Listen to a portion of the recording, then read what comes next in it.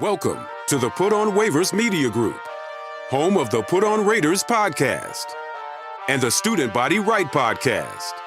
This is your place for the best breakdowns and the best insight for those who fight on and bleed silver and black. Now, here are your hosts, Dwayne Douglas and Ryan Holmes. And welcome, everybody, to the glorious episode of the Put on Raiders podcast. I'm your host, Dwayne Douglas, along with Ryan Holmes, and we are podcasting off the beautiful shores of the Pacific Ocean. Beautiful day out here in Southern California.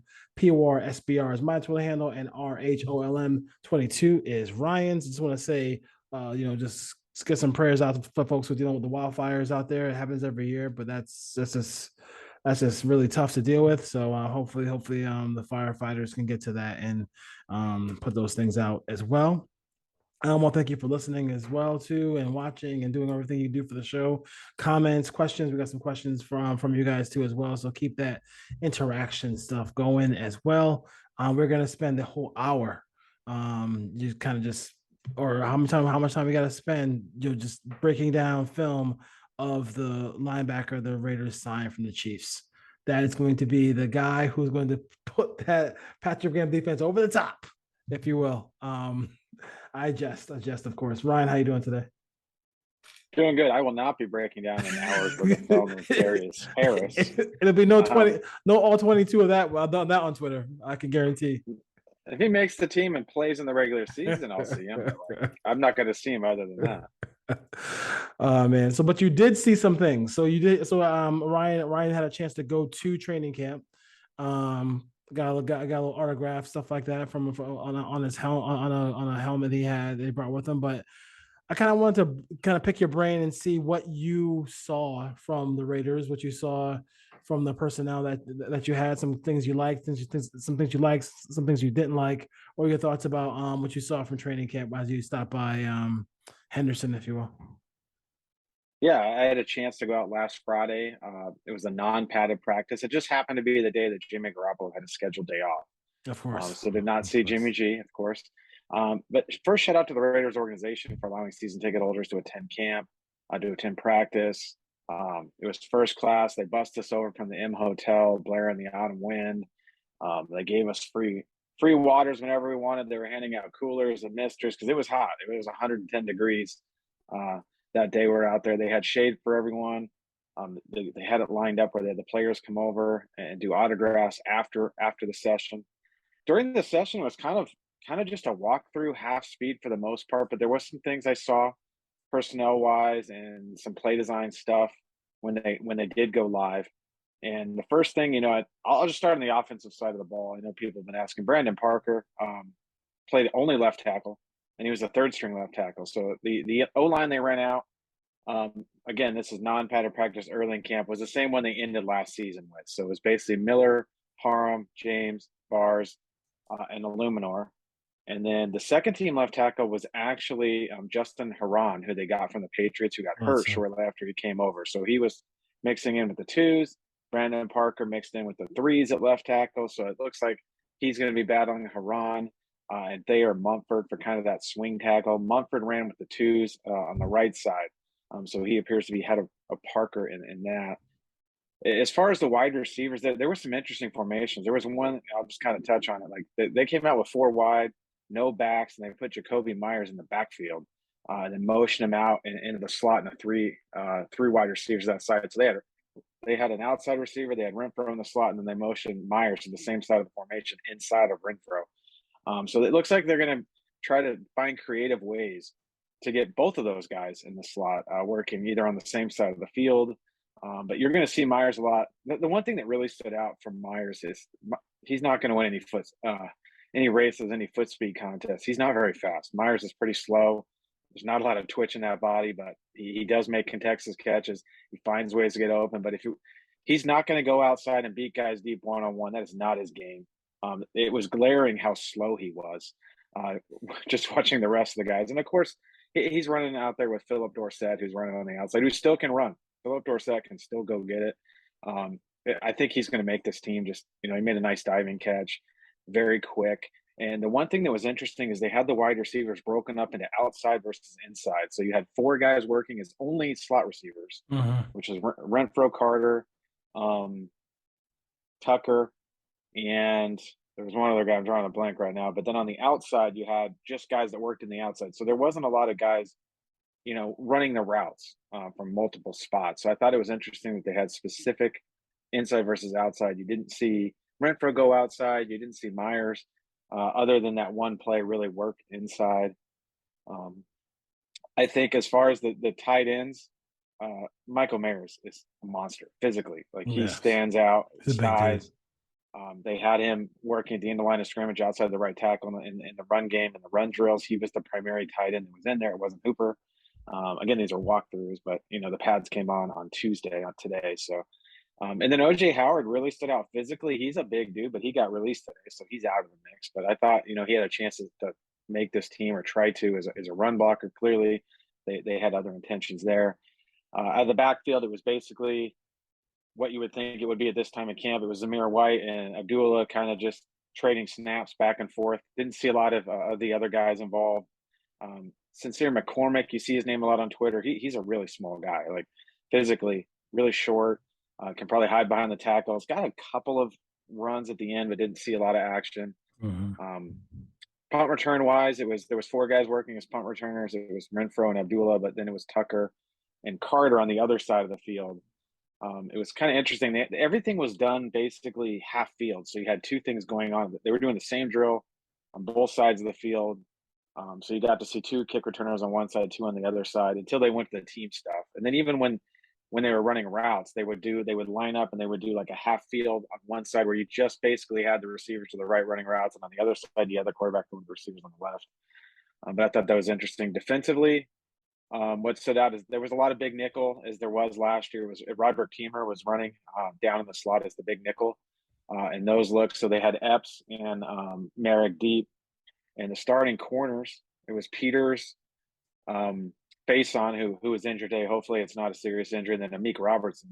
Hobbs didn't practice, so that's what you saw on the outside.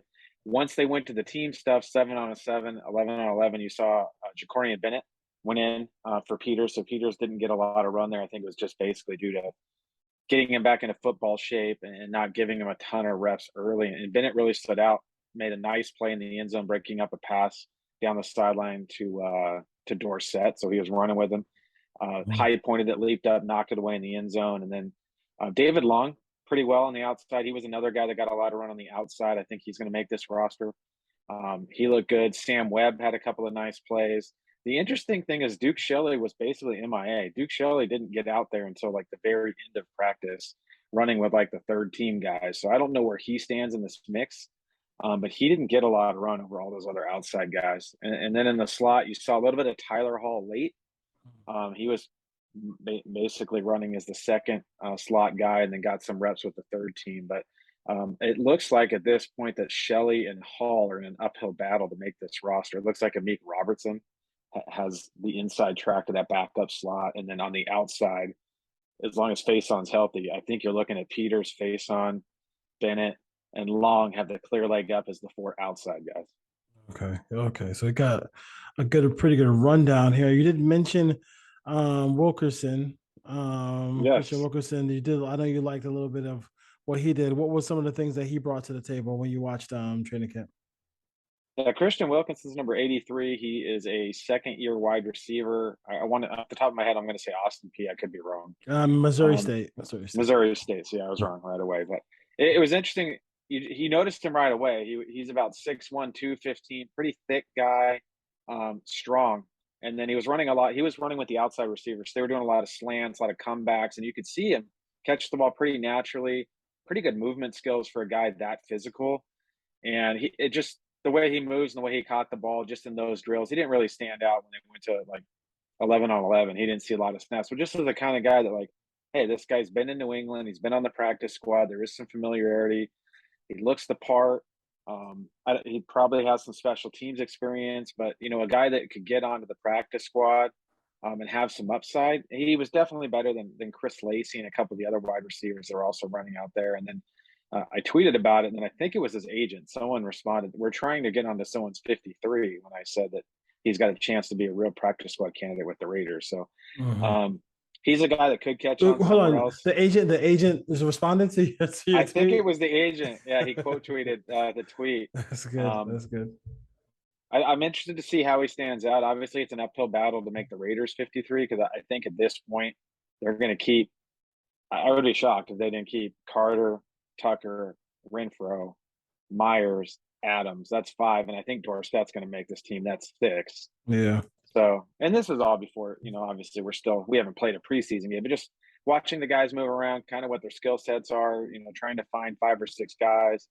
Guys are going to have to do some special teams work. Like, where do these guys fit in? But those are probably the top 6 receivers in camp right now. And I'll tell you what, Tucker can fly. Like, he took a punt return and went up the right side. And he was gone. Like, Mhm. it was a lot of straight line speed. He didn't look as shifty when he was running routes out of the slot, kind of those juke routes where you got to start and stop. You didn't really see that explosiveness, but when he was able to get it into full gear, he can run. So it'll be interesting to see. Maybe like out of the slot, they ran a lot of jet sweep stuff at practice. So jet sweeps, slot fades, like things that get him working vertically, or Yeah. just drag routes, get him working in a straight line where he's not having to stop and start and regain his momentum. Yeah. Because he didn't really Hunter Renfro looked pretty good. He was running really good routes. You saw that quickness and that burst that you just didn't see a lot of last year. Mhm. And Carter as well. Carter looked pretty shifty and can get in and out of his breaks a lot quicker than Tucker.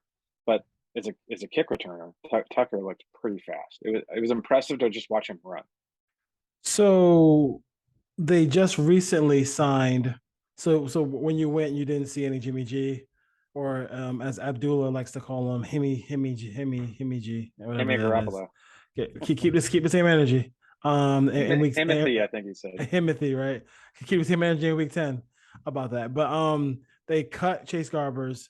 Now they signed him again. Do you think that is did you like what you saw from Aiden O'Connell? Did you like what you saw from Brian Hoyer? Your head's going this way, so I figured not. Mm-mm. No, it was a bad practice for both guys. A lot of fumbled snaps, balls on the ground. The defense was running with a lot of energy, and it's tough because a lot of the stuff was half speed. So the defenders would back off on some routes, but when they actually, tried to compete, the offense really struggled to move the ball, and even screens. They weren't executing screen passes. Aiden O'Connell went in. I didn't see a live arm. I didn't see the ball jumping out of his hand. It was more kind of like a fringy, maybe average arm strength. Like, he's not going to drive the ball down the field. And then I don't know if it was the defensive looks. It was basically a walkthrough practice, but everything was a check down. Like, he did not want to throw the ball down the field. He wasn't trying to get the ball down the middle. He wasn't throwing any crossing routes. It was like, hike the ball. Where's the check down? I'm throwing it right to the back. So he didn't really stand out. They didn't move the ball. He had to run a couple laps for fumbling snaps. Hoyer, kind of the same thing. Like, the defense dominated the day that I saw. And again, Yeah. it wasn't padded. It wasn't full contact, but like, those are designed for the offense. Like, they should move the ball when, guys are running around in shorts and helmets, and they just really didn't do it. Devontae dropped 2 balls down the sideline, which was uncharacteristic. He put when they finally put Duke Shelley out on the field, Devontae went double move and just ran by him by 10 yards. And it was off his fingertips. It was overthrown a little bit. He probably should have caught it, but yeah, even Devontae was dropping balls. It was a Yeah. tough look all around for the offense that day. Yeah. So that can that can happen. So we're not gonna go too crazy about that part of it. The questions I got mostly were about, did you see anything from Wagner and Curtis? Like, because there were people on the offensive line. And did you see anything from Muti? Because nobody wants Alex Bars to play anymore. That's like the recurring text in the text from the fans. Nobody wants to see 64 on the field. So Mutai was running with the second team, and he Okay. went back and forth from left guard to right guard. Curtis, I noticed him right away when he walked out of the facility, walking out on the field. You see this big dude, number 63. He looks like a guard, right? He's Yeah, huge. and he's huge. And then he starts doing those like pass sets, and when they're doing their offensive line drills, granted it's down the field. I'm not right on top of these guys, but he moved all right. For a guy his size, it wasn't stiff. It looks like there's some athleticism there. But it's tough until the pads go on to really say the offensive line is doing one thing or another. I Mhm. will say that Max Crosby is in incredible shape. He ran around with his shirt off most of the time, which is tough. He's a fair skinned guy in Vegas. It's hot. He went nonstop. Like first guy out running around, running sprints. When practice was over, he was running sprints and he ran over and signed autographs. I don't think he stopped moving for like 3 hours. Like it was incredible. And to look at him, like he looks really lean and he's got to weigh like 270 pounds. Like he's in amazing shape. He's going to have a really good year. Yeah, and I think he just, he's and just like Bismarcky, he just needs a friend. He just needs a friend. Really, he really does. And just give him a friend on that defensive line. The one thing I that will will, say, yeah, I will throw this in there when you said about the defensive line. Malcolm Kuntz is tiny. I know they're saying like he's put on weight, but like when he's standing next to the rest of the defensive line, he's tiny. it's not a good look. He doesn't look Yeah. like an edge rusher in the NFL. I mean, this has to be the last hurrah for Malcolm Kuntz. I think. I mean, I think we can move on from Malcolm Kuntz, as far as that goes. Trying to look up it on the roster to see if there was anything else. Was there any other shining piece? We talked about Max Crosby, but anybody else who stood out on that defensive line on as far as like, because I mean, I basically the Raiders media kept on saying about how talented the defensive tackle room was when they were talking to Bilal Nichols. And that's not how the rest of the league views this room. So I'm not interested to see if you saw anything that make Raiders fans feel get some optimism to their hopes on this defensive line. Without Young and Wilson practicing, it's tough. Chandler Jones was there. He didn't do a ton. Like he was going in and out, and the defensive tackles really. I mean, like I said, there was no pads, so like they weren't trying to stuff the run. You didn't see a lot of one-on-one guys beating double teams, so it's really tough to evaluate the defensive line. Nothing really stood out. Body types, athletes, movements. Nothing. Just catch your eye as you would as a scout. And I didn't really see anything that stood out from that group. Neil Farrell wasn't practicing. Mm-hmm. Butler does look bigger and stronger. It looks like he put a lot of time in the weight room with his upper body. So hopefully Matthew Butler is a guy that can take a step forward. Defensively, I would say Diablo. Seeing him communicate the defense and trying to get guys in position, like he seemed to like know what he was doing, which was good. Because you saw him calling a lot of things out, pointing formations when there were shifts. He was on top of it and he was communicating to the guys behind him and to the defensive line to move. So it does seem to see that he's pretty active in that. Now, obviously, it's going to matter much more when the games start, but he looks like he's in pretty good shape. He's gotten stronger. Mm-hmm. Really long body with his arms. He does, yeah. Spillane, He's long. Spillane is not very physical stature wise, but he needs to show up in the run game. They're going to need those two guys. There wasn't a lot as far as linebackers that stood out. Luke Masterson got some run when they went to a 4-3. There was some 4-3 looks. Mm-hmm. Masterson was the third linebacker on the field, so it was Masterson, Diablo, Spillane. But we'll see. I did like the safeties. I did like Epps and Merrick were interchangeable. They were moving around a lot. They looked pretty active on the back end. So that was good. And then Polamalu was running with the second team as a safety. So he's probably going to push Teamer for those big nickel snaps. Just getting that body on the field and being able to match up with tight ends, I think, is an advantage the Raiders have. And Christopher Smith, the other safety, didn't show much in practice. He's small too, like physically, stature wise, like he's undersized for an NFL player. So hopefully the instincts kick in, and then he's able to make plays. I don't think that he's going to get a lot of run early this season. And then kind of the other safeties, they had a rookie. I want to say Jaden Grant from Morgan State, and then Bryce Crosby, who was a slot corner last year, was playing safety. It's interesting. I'd love to go back and see a padded practice, but I don't think I'm going to get that opportunity. No, I guess not. Oh, well, good. Well, that's great information too. So from some guys from you who actually were there and had some got opportunity to look and see what was going on with the Raiders training camp and see what we so things that we can be concerned about, things we can look for the Raiders to continue to be strengths for this team. Should we be concerned? Kind of going through the rundown here. Should we be concerned about the quarterback room? I think Jimmy, obviously, if he's starting, you have a chance to win. unless you're playing, some of the all world quarterbacks like Josh Allen or Patrick Mahomes, then maybe he has to play a little bit above his belt to kind of hang with those teams. But the guys behind him, typically Jimmy doesn't finish seasons or play the entire year, so they might need some of these guys, or one or two of these guys to actually play in a game. What are your thoughts about that? That quarterback room after seeing him live? I would have real concerns about both of those guys. Hoyer and O'Connell is a rookie. He didn't look ready. Now he could go out there and ball out in the preseason. Maybe he's not a great practice player. It's his first week of camp, learning a new system with a bunch of guys he's never played with.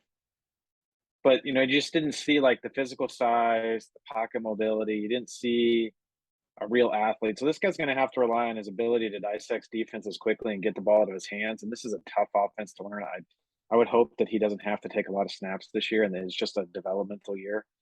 I would love it if he's just the third quarterback and he's active on game days as the emergency. And now that new rule's in, I would have real concern if Brian Hoyer had to play, more than a game. I was trying to figure out how more much than more than one game. More than a half. I was going to say a half, and I went with a game. Yeah. He's an older guy. I know he knows the offense, but like at this point in his career, he's probably best to stand on the sideline and hold the clipboard. So, I mean, the Raiders did go out and sign Chase Garbers. I think there's a reason for that. That didn't just happen out of necessity. I think they saw a week's worth of those two guys and said, wait a minute, maybe we need to get someone else in here.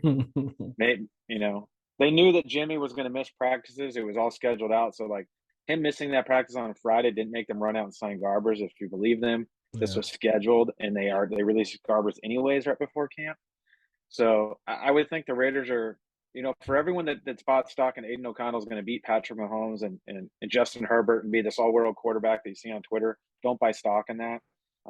It's a long ways away. He's probably going to be a backup at some point in this league for a little bit, but I don't think he's the future.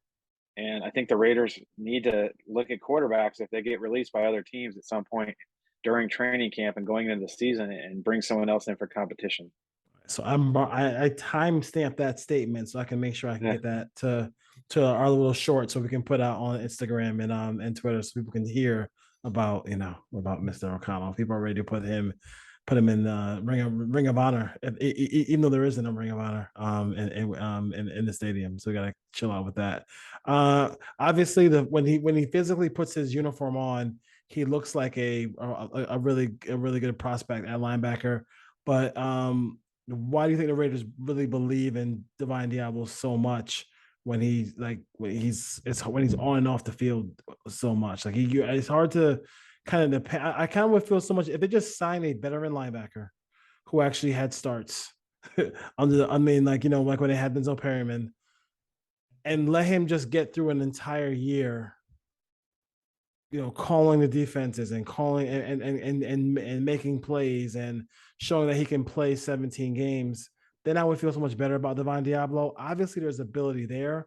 And I think from the time he got drafted, we've talked about his ability. We like his ability, but his availability is kind of the issue, and what our biggest concerns are with Divine Diablo.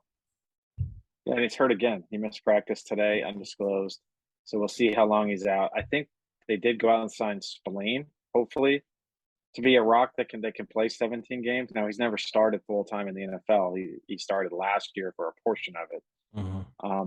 But I think physically, what this team needs to do is figure out, there were so many draft picks that were just bad over the last 5 years. They need to know what they have in those guys. So the only way they're going to know is if they give him a chance to play. And they have no depth at linebacker. That's why they went out and signed Darius Harris. Luke Masterson's hanging around. You have Bernie, the rookie, who was a 7th rounder. Butler's still hanging around, but not a lot of guys that have played a lot of snaps in the NFL. They just need to figure out what they have in Diablo, and I think they're going to give him that chance. And clearly, this year, I think they're not going to say the word rebuild, but they need to know what they have in some of these young guys moving forward. And I think he's one that they like. The athletic ability, they like the length, they like the size. He was good in run defense. Now, if they can get him to pick up the pass coverage, And I think having him call the defense, now I don't know if that's going to continue when the season starts. Hopefully it does, but getting him to understand the defense in and out, what everyone else's responsibilities might help him understand what he needs to do in pass coverage. So we'll see. Last year in zone coverage, he wasn't very good before he got hurt. And I think this year he's going to have a chance to prove that he can stay on the field. And like I said, the Raiders don't have any other options. They don't have anyone else. And unless you believe in Luke Masterson, they don't have anyone else you can run out there right now. And it doesn't look like they're in a hurry to add guys. I think Darius Harris got added. They released Mayuga, the linebacker from USC, to make room for him. Mm-hmm. Is they're looking for depth, guys with a little bit of experience, some younger guys that might be able to help on special teams, which means they really believe in Spillane and Diablo, and they're going to give them every chance to be starters this season. Yeah, well, we'll see how it goes. We'll see how it goes. Anything?